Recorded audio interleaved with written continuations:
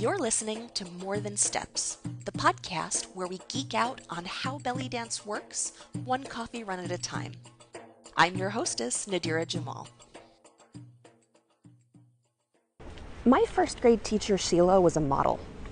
And I remember her telling us a story about when she was walking in a runway show and one of her high heels fell off. She just kicked off the other shoe and kept walking. Now, why would she tell a story like this to 6-year-olds?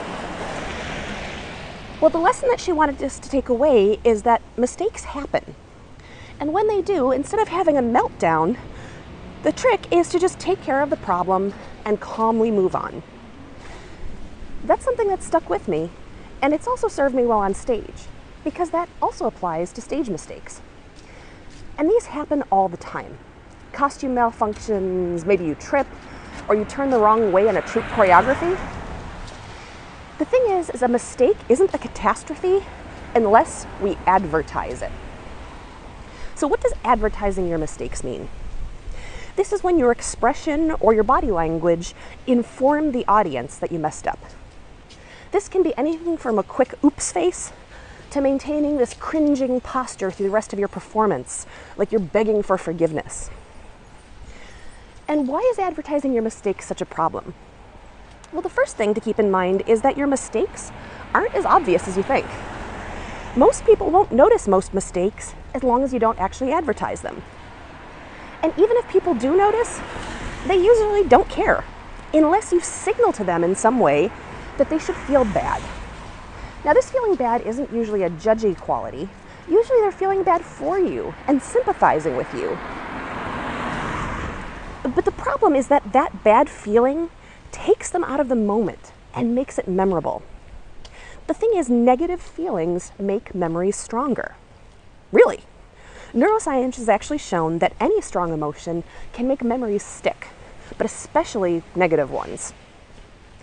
And so even if the audience member notices in the moment that you've made a mistake, it will probably slip their mind by the end of the show as long as you don't trigger negative emotions. And advertising your mistakes does do exactly that. So how do you stop advertising your mistakes? Well, step one is to notice. Start paying attention. When does that advertising happen? How do you feel in your body when it does? How do you feel emotionally? What action do you take, or what face do you make? And if you're not sure, you can watch yourself on video or ask your teacher or a friend to give you input. Now, the ideal response is to just not let your face respond to mistakes at all. But that's not always realistic, especially at first. So an easier place to start is by replacing oops faces with something else. One good choice is to smile. Just make sure it's not an apologetic smile. This should be a relaxed, pleasant, oh, wasn't that a trivial little thing kind of smile. Because in that case, the folks that didn't notice your mistake will think that you're smiling because you're happy or because you're engaging with them. You can also take a nice, relaxed sigh.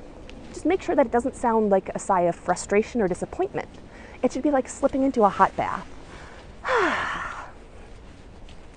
Whatever you choose for your replacement action, just make sure that it's something that puts the audience at ease.